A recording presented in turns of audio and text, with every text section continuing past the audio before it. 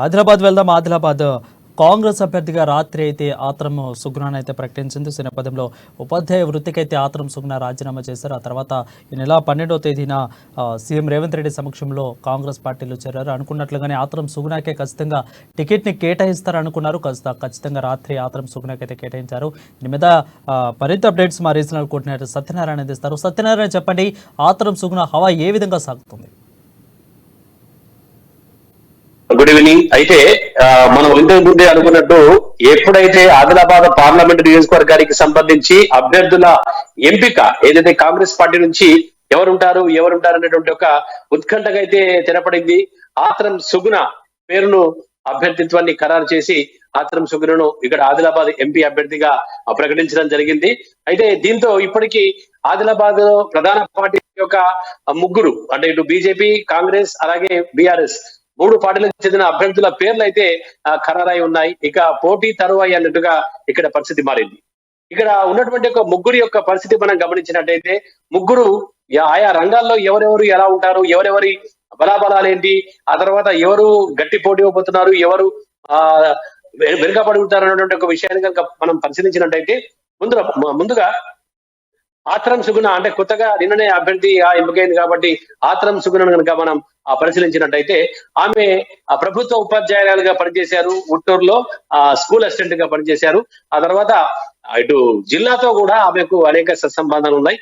గతంలో ఆమె ఆదివాసీ మహిళా విభాగం గిరిజన కార్యదర్శిగా కూడా పనిచేసినటువంటి ఒక నేతృత్వం ఆమెకు ఉంది. అలాగే మహిళల సమస్యల పట్ల కూడా ఆమె చిత్తశుద్ధితో పనిచేశారు. మహిళా సంక్షేమం కోసం ఆమె పోరాటాలు చేసినటువంటి ఒక చరిత్ర ఆత్రం సుగుణది. సో దీంతో ఆత్రం సుగుణకైతే ఈ విధంగా, అంటే అక్కడ ఉన్నటువంటి ఒక ఏదైతే జిల్లాలో ఉన్నటువంటి ఒక పట్టు అయితే కొద్దిగా ఆదివాసీలపై అయితే ఉన్నది. ఆ తర్వాత ఇదొక్కటే కాకుండా ఇటు ఆమెకు సంబంధించి మిగతా ఉపాధ్యాయ వృత్తికి సంబంధించి ఉపాధ్యాయ వృత్తిలో ఏదైతే ఉపాధ్యాయ సంఘం ఉంటుందో ఆ సంఘంలో కూడా ఆమె నాయకురాలుగా ఉపాధ్యాయ సంఘానికి కూడా సేవలు అందించారు. అలాగే కళారంగానికి సంబంధించి అక్కడ ఉన్నటువంటి ఒక కళా సంస్థకు కూడా ఆమె సభ్యురాలుగా అందులో ఉండడం జరిగింది. సో దీంతో పాటు జిల్లాలో కూడా ఆమె విస్తృతంగా పర్యటించి అనేక సమస్యల పట్ల అవగాహన పొందించి ముందు నుంచి కూడా ఒక బలమైనటువంటి ఒక పోరాటం చేసినటువంటి ఒక నాయకురాలుగా అయితే పేరు తెచ్చుకుంది. కాబట్టి ఆమెకి రాజకీయ అనుభవం లేకున్నప్పటికీ కూడా, అంటే మిగతా ప్రధాన పార్టీల్లో ఉన్నటువంటి ఇద్దరు అభ్యర్థులతో కనుక మనం పోల్చినట్టయితే ఆత్రం సుగుణకి రాజకీయ అనుభవం లేకున్నప్పటికీ కూడా జిల్లా ప్రజల్లో అయితే ఒక మంచి పట్టుంది. అలాగే ఏవైతే ఇక్కడ కాంగ్రెస్ కి అనుకూలించినటువంటి ఒక పథకాలు ఏవైతే ఉన్నాయో, ఏ పథకాలు అయితే కాంగ్రెస్ కి అధికారం తెచ్చిపెట్టాయో ఆ పథకాలని ప్రచారం ద్వారా ఆమె ఇక్కడ గట్టి పోటీ ఇచ్చేటటువంటి అవకాశం ఉంది. అలాగే గెలిచేటటువంటి ఒక అవకాశం కూడా మనకు కనబడుతుంది. ఇక మిగతా, అంటే ఇక్కడ ఒక విషయం మనం గమనించినట్టయితే కూడా ముగ్గురు అభ్యర్థులు ఎవరైతే ఇక్కడ ఆదిలాబాద్ పార్లమెంటు స్థానం కోసం పోరాటం చేస్తున్నారో, ఇటు బీఆర్ఎస్, కాంగ్రెస్ అలాగే బీజేపీ నుంచి ముగ్గురు కూడా ఒకే వృత్తి, అంటే ఉపాధ్యాయ వృత్తి నుంచే రావడం అనేటటువంటిది ఒక విశేషంగా మనం చెప్పుకోవచ్చు. ఎందుకంటే ఇక్కడ ఉన్నటువంటి ఒక బీజేపీ అభ్యర్థి గూడెం నగేష్, ఆయన కూడా గతంలో ఉపాధ్యాయుడిగా పనిచేసి రాజీనామా చేసి ఆ తర్వాత తెలుగుదేశం పార్టీలో చేరి అక్కడి నుంచి 3 సార్లు ఎమ్మెల్యేగా, ఒకసారి ఆ పార్టీ నుంచి అంటే బీఆర్ఎస్ కు వచ్చి ఆ తర్వాత బీఆర్ఎస్ నుంచి ఒకసారి ఎంపీగా పోటీ చేసి ఒకసారి ఎంపీగా ఓడిపోయినటువంటి ఒక నేపథ్యం ఇక్కడ గూడెం నగేష్ ది.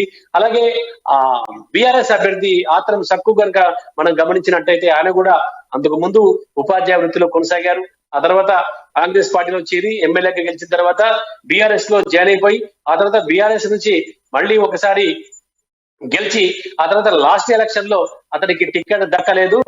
కోవా లక్ష్మికి టికెట్ అదృష్టాన్ని కేటాయించింది, అలాగే గెలిచింది కూడా. కానీ అప్పుడు అతనికి ఇచ్చినటువంటి ఒక హామీ, ఖచ్చితంగా పార్లమెంట్ టికెట్ మీకే ఉంటుంది అనేటువంటి ఒక హామీతో అతను సైలెంట్ గా ఉండడం జరిగింది. సో అనుకున్న విధంగానే అతను కూడా పార్లమెంట్ అభ్యర్థిగా టికెట్ తెచ్చుకొని పోటీలో ఉన్నారు.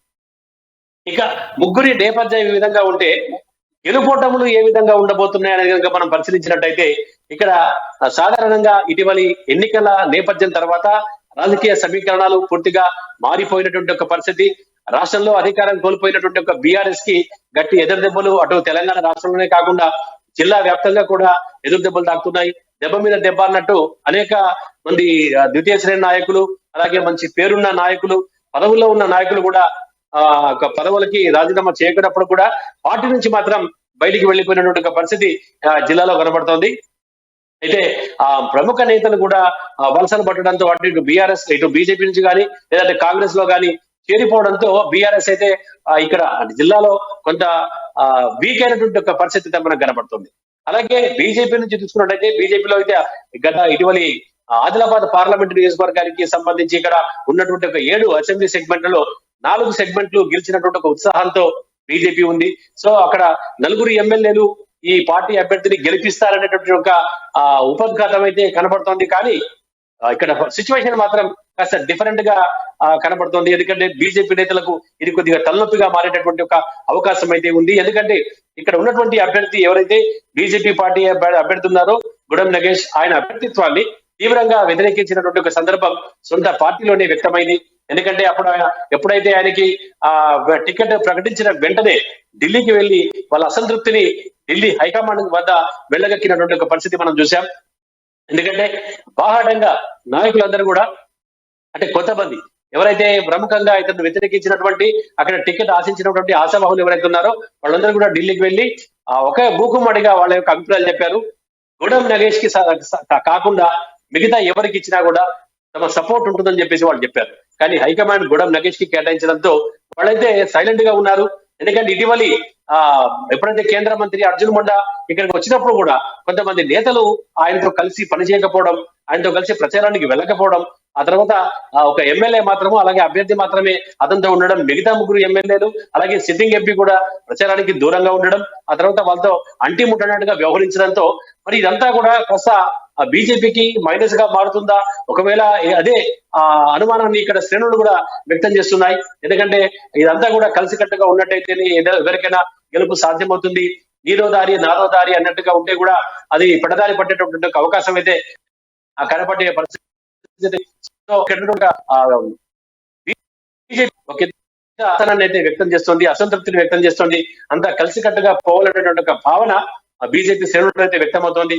అయితే మరి ఇదంతా కూడా హైకమాండ్ గుర్తించి ఏదైతే ఆ పార్టీలో జరుగుతున్నటువంటి ఒక వర్గపోరు ఏదైతే ఉందో ఇదంతా గుర్తించి దానికి సవరణ చేస్తుందా, లేదంటే దాన్ని ఒక రిపేర్ చేస్తుందా, ఆ తర్వాత అందరినీ భుజగించి ఒక దారిలోకి పట్టుకొస్తుందా, లేదా ఎవరి దారి వాదే అన్నట్టు కూడా ఉంటుందా? ఒకవేళ చూసినట్లయితే ఇటీవల స్వయం బాపురావు ఒక ప్రెస్ మీట్ లో చెప్పినట్టు విధంగా అంటే అతనికి ఆ టికెట్ మీద గంపడాసులు పెట్టుకున్నారు, ఖచ్చితంగా టికెట్ తనదే అనుకున్నారు. కానీ చివరి నిమిషంలో గుడం నగేష్ కి టికెట్ కేటాయించడంతో ఆయన అసంతృప్తి అయితే తీవ్రంగా వ్యక్తం చేశారు.